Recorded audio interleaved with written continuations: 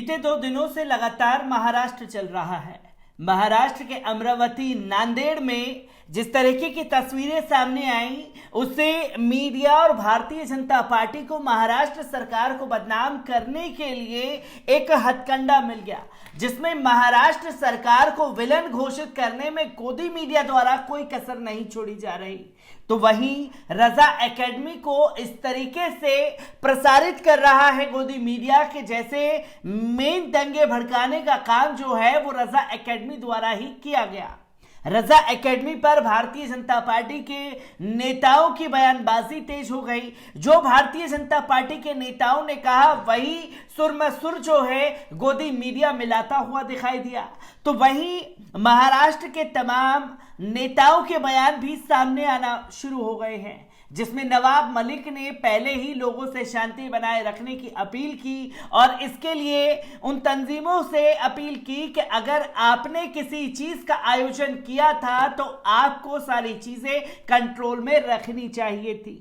तो गोदी मीडिया की नजरों में रजा एकेडमी पूरी तरीके से चढ़ा हुआ है और रजा एकेडमी को महाराष्ट्र दंगे का दोषी बना करके पेश कर दिया गया है। जब गोदी मीडिया में पूरी तरीके से ये छीछा लेदर चल रहा है महाराष्ट्र को लेकर के, तो महाराष्ट्र के संजय रावत ने एक बड़ा बयान दे दिया है, जिससे भारतीय जनता पार्टी बुरी तरीके से बौखला गई है और भारतीय जनता पार्टी किस तरीके से महाराष्ट्र सरकार को बदनाम करने के लिए हर हथकंडा इस्तेमाल कर रही है, इस पर भी उन्होंने कड़ा जवाब दे दिया है। क्या कुछ संजय रावत ने कहा है, पहले उनके इस बयान पर नजर डाल लीजिए। महाराष्ट्र में क्यों दंगे हो रहे हैं, उसके लिए कौन जिम्मेदार है? अमरावती हो, नांदेड़ हो और कुछ इलाके में, त्रिपुरा में जो हुआ है, हाँ त्रिपुरा में कुछ हुआ है। और त्रिपुरा में क्यों हुआ? क्योंकि बांग्लादेश में कुछ हुआ है। बांग्लादेश में हिंदू असुरक्षित है, उनके ऊपर हमले हुए, उनका रिएक्शन त्रिपुरा में हुआ। तो बांग्लादेश का ही क्यों रिएक्शन हो रहा है? कश्मीर में कश्मीरी पंडितों की हत्या हो रही है। कल मणिपुर में एक कर्नल उनके फैमिली के साथ टेररिस्ट अटैक में मारा गया, उनकी रिएक्शन क्यों नहीं? और सिर्फ महाराष्ट्र में ही क्यों, सिर्फ त्रिपुरा में ही क्यों? ये सवाल हमारे सामने है। हाँ, क्या पूरे देश में हिंदू है ना, फिर सब जगह पर रिएक्शन उठनी चाहिए। फिर सिर्फ अमरावती में उठती है, मराठवाड़ा में रिएक्शन होती है। महाराष्ट्र को अस्थिर करना, देश में एक तनाव का माहौल पैदा करना, ये कोई साजिश हो रही है क्या? त्रिपुरा पश्चिम बंगाल का नज़दीक का राज्य है और मुझे लगता है कि त्रिपुरा में आजकल तृणमूल कांग्रेस भारतीय जनता पार्टी को एक चैलेंज के रूप में उभर रही है। क्या इसीलिए कोई साजिश त्रिपुरा में रची जा रही है और उसका पूरा वातावरण पूरा देश में बिगड़ रहा है? और भी बातें हैं इस देश में, उसके ऊपर मोर्चा निकलना चाहिए। अगर हिंदू सचमुच खतरे में है इस देश में, तो मैं कहूँगा कि मोहन राव भागवत साहब ने, जो सरसंघ चालक है, एक मोर्चा दिल्ली पे निकालिए, हम सब आ जाएंगे और प्रधानमंत्री जी को और गृह मंत्री को आप सवाल पूछिए उस बारे में। तो दोस्तों, आपने संजय रावत के इस बयान को सुना, जिसमें उन्होंने खुल करके कहा कि आखिरकार जो कुछ भी त्रिपुरा में हुआ, बांग्लादेश में जो कुछ हुआ, वो त्रिपुरा में असर देखने को मिला और त्रिपुरा में जो कुछ भी हुआ उसका असर महाराष्ट्र में ही क्यों देखने को मिल रहा है। जो प्री प्लान तरीके से महाराष्ट्र सरकार को बदनाम करने की कोशिशें की जा रही हैं, उस पर संजय रावत ने खुल करके कहा है। संजय रावत इस वीडियो के जरिए आपने सुना और किस तरीके से उन्होंने भारतीय जनता पार्टी के ऊपर प्रहार किया है, इसके बारे में भी जान लेना जरूरी है। बांग्लादेश में कुछ हिंदू मंदिरों को तोड़ा गया, इसके विरोध में त्रिपुरा में हिंदू संगठनों ने विरोध प्रदर्शन किया। सोशल मीडिया में अफवाह फैली कि वहां मस्जिदों को नुकसान पहुंचाया गया। इस चिंगारी से महाराष्ट्र में आग सड़क पर भड़क गई और यहां अमरावती, नांदेड़, मालेगांव में हिंसा भड़क उठी। बीजेपी नेताओं का आरोप है कि महाराष्ट्र में दंगे रजा अकादमी ने भड़काए हैं।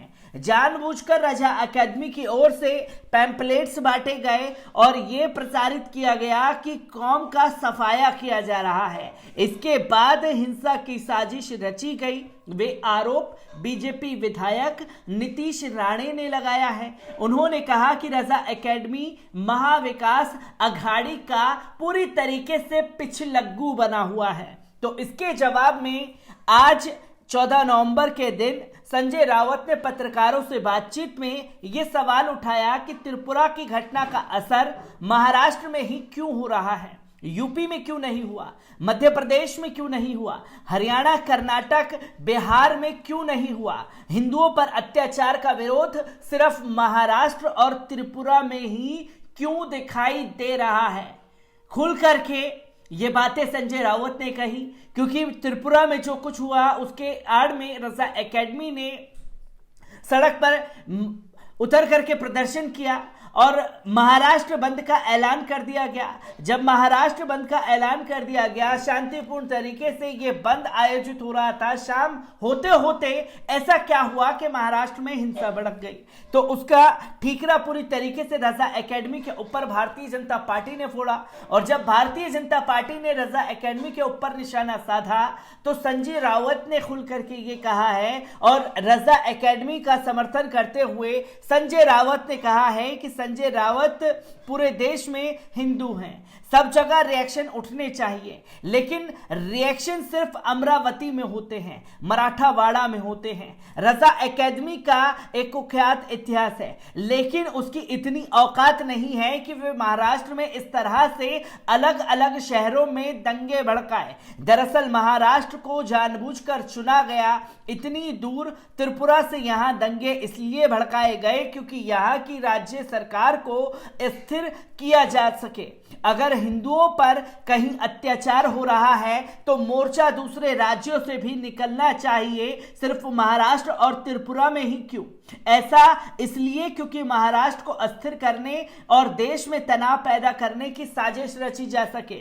पिछले दिनों हुए 13 राज्यों में चुनावों के नतीजे बीजेपी के पक्ष में नहीं गए हैं, इसलिए माहौल बनाने की कोशिश की जा रही है। संजय राउत ने यह भी कहा कि बांग्लादेश में हिंदुओं पर हुए अत्याचारों के खिलाफ विरोध प्रदर्शन त्रिपुरा में क्यों हुए, दिल्ली में क्यों नहीं हुए। बांग्लादेश में हिंदुओं पर अत्याचार के खिलाफ विरोध प्रदर्शन पहले तो दिल्ली में होना चाहिए। बांग्लादेश छोड़िए, जम्मू कश्मीर में हिंदू पंडितों पर अत्याचार हो रहा है। कल ही मणिपुर में एक कर्नल के परिवार को टेररिस्ट अटैक में शहीद कर दिया गया। चलिए इसके खिलाफ दिल्ली में मिलकर के विरोध प्रदर्शन करते हैं। संजय राउत यही नहीं रुके, उन्होंने कहा कि अगर इस देश में सचमुच हिंदू खतरे में हैं तो मैं कहूंगा कि आरएसएस के सर संचालक मोहन भागवत साहब दिल्ली में इसके खिलाफ एक विरोध प्रदर्शन का नेतृत्व करें, हम भी साथ आ जाएंगे। लेकिन ऐसा नहीं होगा कि त्रिपुरा में विरोध प्रदर्शन इसलिए हुए